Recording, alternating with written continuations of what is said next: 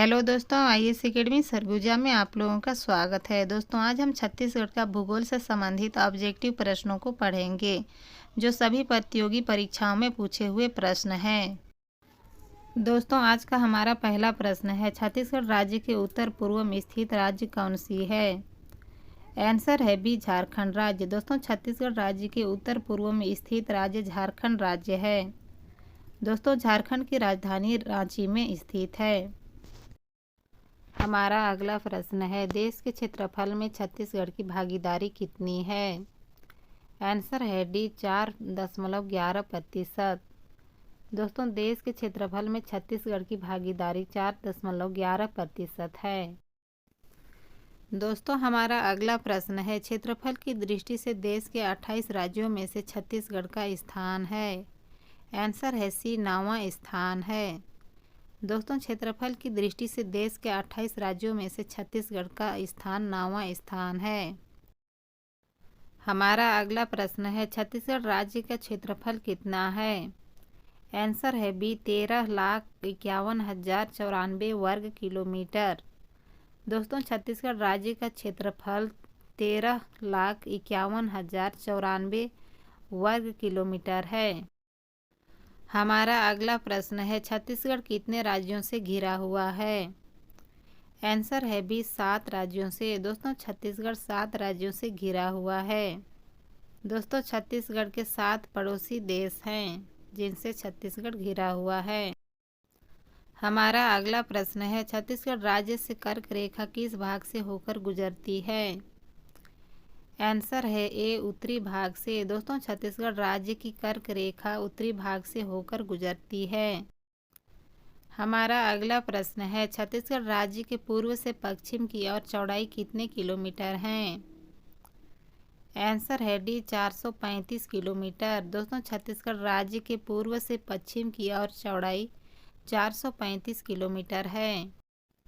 हमारा अगला प्रश्न है, छत्तीसगढ़ का क्षेत्रफल देश के कितने राज्यों के क्षेत्रफल से अधिक है? आंसर है बी, 18 राज्यों के क्षेत्रफल से। दोस्तों, छत्तीसगढ़ का क्षेत्रफल 18 राज्यों के क्षेत्रफल से अधिक है। हमारा अगला प्रश्न है, कर्क रेखा कितने जिलों से होकर गुजरती है? आंसर है बी, 3 जिलों से होकर। दोस्तों, कर्क रेखा 3 जिलों से होकर गुजरती है।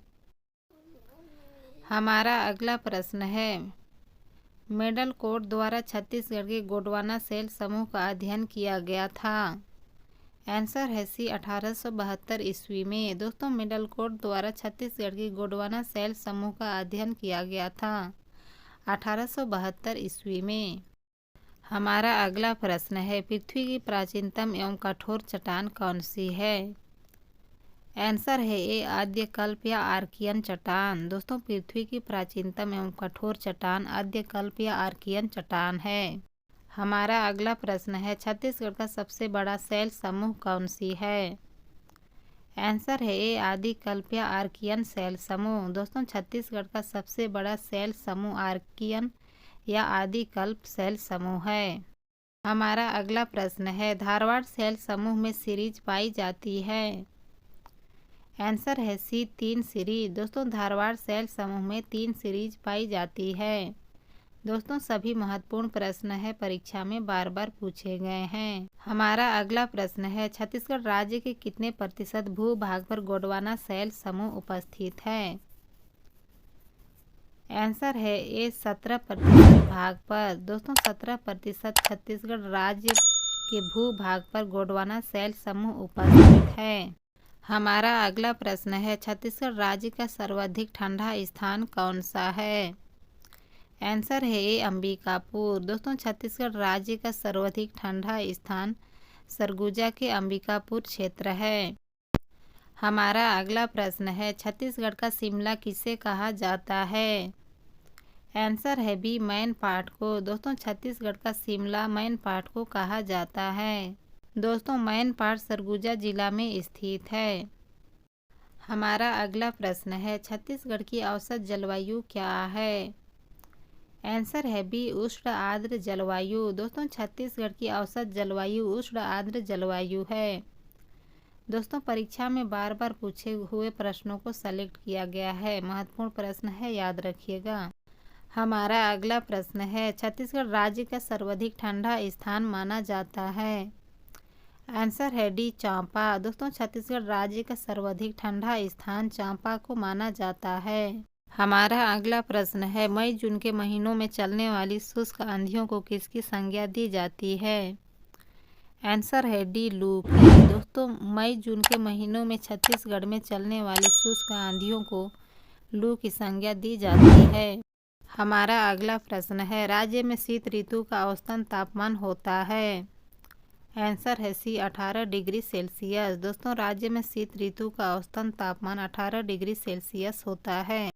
दोस्तों हमारा अगला प्रश्न है, अबुझमाड़ की पहाड़ियों में वर्षा होती है। आंसर है ए, ज़्यादा। दोस्तों अबुझमाड़ की पहाड़ियों में सर्वाधिक वर्षा होती है। हमारा अगला प्रश्न है, एक वृष्टि छाया वाला प्रदेश है। आंसर है बी, मैकल श्रेणी का पूर्वी भाग। दोस्तों एक वृष्टि छाया वाला प्रदेश मैकल श्रेणी का पूर्व भाग है। हमारा अगला प्रश्न है, जलवायु के आधार पर छत्तीसगढ़ को कितने भागों में विभाजित किया गया है। आंसर है सी, 3 भागों में। दोस्तों जलवायु के आधार पर छत्तीसगढ़ को 3 भागों में विभाजित किया गया है। हमारा अगला प्रश्न है, शीत ऋतु में सबसे अधिक ठंड किस प्रदेश में पड़ती है। आंसर है सी, पाट प्रदेश में। दोस्तों शीत ऋतु में सबसे अधिक ठंड पाट प्रदेश में पड़ती है।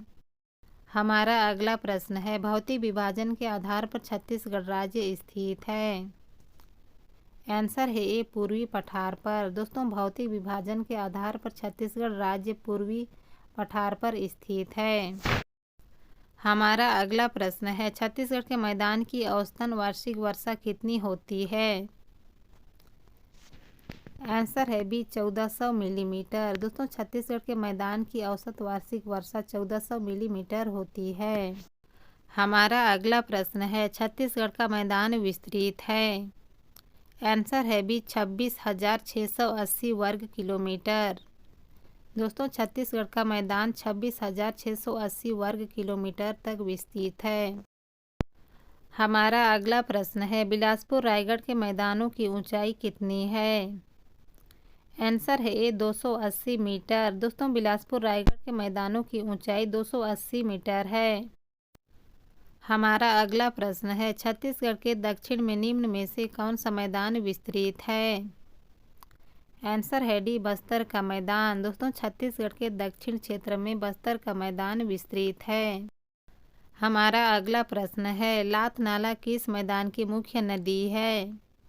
आंसर है सी, सारंगढ़ मैदान का। दोस्तों लात नाला सारंगढ़ मैदान का मुख्य नदी है। हमारा अगला प्रश्न है, सिंगरौली बेसिन कहा जाता है। आंसर है ए, रिहंद का मैदान को। दोस्तों सिंगरौली बेसिन रिहंद का मैदान को कहा जाता है। हमारा अगला प्रश्न है, मैकल श्रेणी की चोटी कौन सी है। आंसर है सी, देवगढ़। दोस्तों मैकल श्रेणी की चोटी देवगढ़ को कहा जाता है। हमारा अगला प्रश्न है, छुरी उदयपुर की पहाड़ियों को कौन सी नदी पृथक करती है। आंसर है सी, मांड नदी। दोस्तों छुरी उदयपुर की पहाड़ियों को मांड नदी पृथक करती है। हमारा अगला प्रश्न है, कोटली जलप्रपात कहाँ स्थित है। आंसर है सी, सामरी पाठ में। दोस्तों कोटली जलप्रपात सामरी पाठ में स्थित है। दोस्तों सामरी पाठ छत्तीसगढ़ राज्य के बलरामपुर जिले में स्थित है। हमारा अगला प्रश्न है, चांवर ढाल की पहाड़ियाँ कौन सी चट्टानों से बनी है। आंसर है ए, क्वार्टजाइट से। दोस्तों चांवर ढाल की पहाड़ियाँ क्वार्टजाइट चट्टानों से बनी है। हमारा अगला प्रश्न है, मैनपाट का विस्तार किस क्षेत्र में है।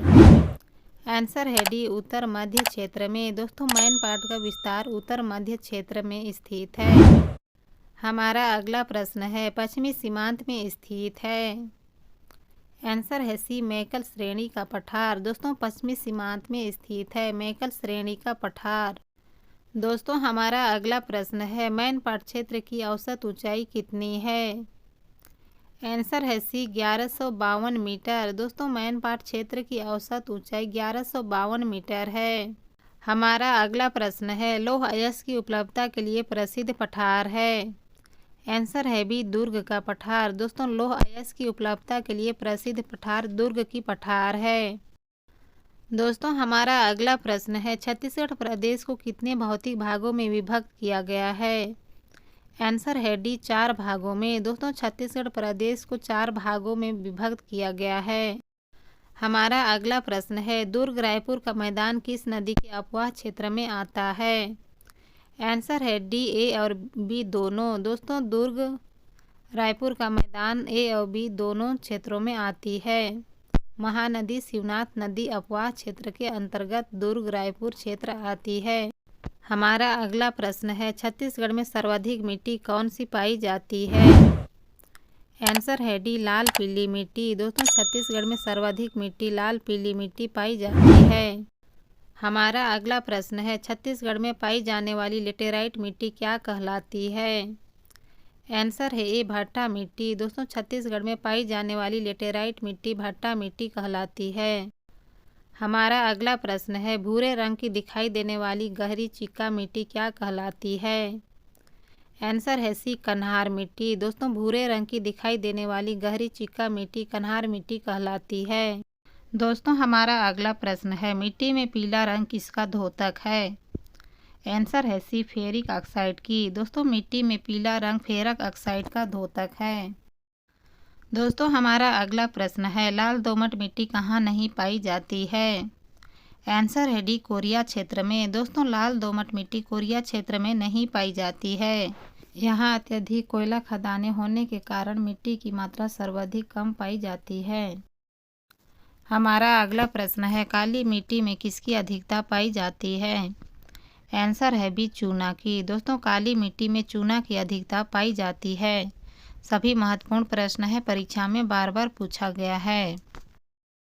हमारा अगला प्रश्न है, काली मिट्टी किस फसल के लिए उपयोगी मानी जाती है? आंसर है ए कपास की। दोस्तों काली मिट्टी कपास की फसल के लिए उपयोगी मानी जाती है। हमारा अगला प्रश्न है, लाल पीली मिट्टी राज्य के कितने प्रतिशत भाग पर पाई जाती है? आंसर है बी 60% भाग पर। दोस्तों लाल पीली मिट्टी 60% भाग पर छत्तीसगढ़ राज्य में पाई जाती है। दोस्तों सभी महत्वपूर्ण प्रश्न है, परीक्षा में बार बार पूछा गया है। दोस्तों 1 से 2 बार वीडियो को रिवीजन जरूर करें।